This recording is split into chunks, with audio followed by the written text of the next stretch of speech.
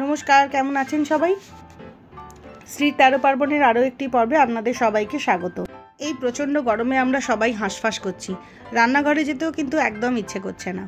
তাই আজকের রেসিপি খুব সহজ আর খুব কম সময়ে হয়ে যায়। যদি একটু জোগাড় করে রাখা যায় তাহলে বলতে পারেন ১০-১৫ মিনিটেই এই রেসিপিটা সম্পূর্ণ হয়ে যায়। আজকের রেসিপি লেমন রাইস, খেতেও যেমন সুস্বাদু আর বানাতেও তেমন সহজ। আসুন দেখা যাক। লেমন রাইস বানানোর জন্য লাগবে হাফ চা চামচ কালো সর্ষে, হাফ চা চামচ বিউলি বা কলাইয়ের ডাল, হাফ চা চামচ ছোলার ডাল। এছাড়াও লাগবে একটা গোটা পাতিলেবুর রস, আধ ইঞ্চি টুকরো করে কাটা আদা, ৩ থেকে ৪টে কাঁচা লঙ্কা স্লিট করা আর 2টো শুকনো লঙ্কা। লাগবে কিছুটা তাজা কারি পাতা আর লাগবে ধনেপাতা কুচি। লাগবে 2 চা চামচ মতো চিনেবাদাম আর 10-12টা কাজু বাদাম। শুধুমাত্র চিনেবাদাম দিয়েও কিন্তু এই রেসিপিটা করা যাবে। ছাড়া লাগবে 1 কাপ ভাত। আমি রেগুলার বাসমতি রাইসের ভাত বানিয়ে নিয়েছি।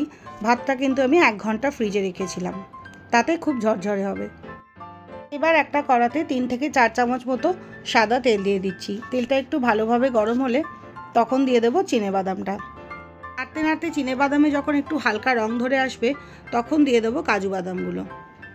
মাঝারি আঁচে কাজু আর চিনেবাদামগুলোকে একসাথে নেড়েচেড়ে হালকা বাদামি রং ধরলে তুলে নেব। ফোড়নের সময়ও কিন্তু কাজু আর চিনেবাদামগুলোকে একইভাবে ভেজে নেওয়া যায়, তবে কাজু আর চিনেবাদামের ক্রিস্পি ভাবটা কিন্তু আগে থেকে ভেজে তুলে রাখলেই একদম ঠিক থাকে। কথা বলতে বলতে কাজু আর চিনেবাদামগুলো কিন্তু ভাজা হয়ে গেছে। এবার গ্যাসের আঁচ কমিয়ে প্রথমে দিয়ে দেবো সর্ষেটা, একটু নাড়াচাড়া করে এবার ডালগুলোকে দিয়ে দেবো। প্রথমে দিচ্ছি ছোলার ডালটা, তারপরে একই সাথে দিয়ে দেবো বিউলির ডালটাও। কম আঁচেই 1 মিনিট মতো নাড়াচাড়া করে নেবো যতক্ষণ না হালকা বাদামি রং ধরে। এবার দিয়ে দিচ্ছি 2টো শুকনো লঙ্কা আর দিয়ে দেবো কারি পাতাটাও।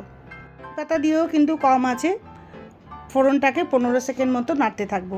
এবার দিয়ে দেবো আদা কুচোনোটা। এবার দিয়ে দেবো চেরা কাঁচা লঙ্কাগুলো। যে যেমন ঝাল খান সেই অনুযায়ী চেরা কাঁচা লঙ্কা দেবেন। আমি এখানে 3টে কাঁচা লঙ্কা দিয়েছি, প্রয়োজনের থেকে বেশি কিংবা কম কাঁচা লঙ্কা দিতে পারেন। দিয়ে আবারও নাড়তে থাকতে হবে 1 মিনিট মতো। এরপর দিয়ে দেবো 1/4 চা চামচ হলুদ আর 1/4 চা চামচ হিং দিয়ে হালকা করে একবার নেড়ে নেব। এই 10 সেকেন্ড মতো নাড়াচাড়া করলাম। তারপরে কিন্তু গ্যাসের আঁচটা বন্ধ করে দিতে হবে। গ্যাসের আঁচটা বন্ধ করে দিয়ে এইবার দিয়ে দেবো একটা গোটা পাতিলেবুর রস। খুব বেশি টক পছন্দ করেন তাহলে 1.5খানা পাতিলেবুর রসও দিতে পারেন।